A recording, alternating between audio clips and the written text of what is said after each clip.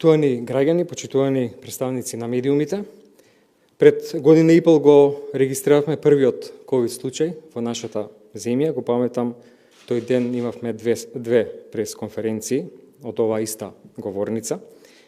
Од тој ден до денес секогаш пред граѓаните стоев отворено и транспарентно, соопштувајќи ги сите и добри и лоши вести.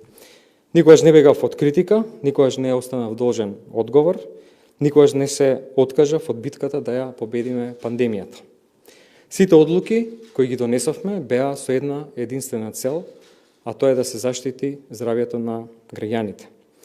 Последната трагедија во Тетово многу ме погоди, многу жалам за загинатите, сочувствувам со нивните семејства. Нема зборови што тоа може да го опишат, ниту пак начин да се надомести загубата. Почитувани, како лекар и министер имам интегритет, затоа денеска од морални причини понудив пишана оставка до премиерот Зоран Заев. Сакам да им се заблагодарам на сите кои верува и ме поддржуваа во работата, одговорните задачи и предизвиците со кои се соочував.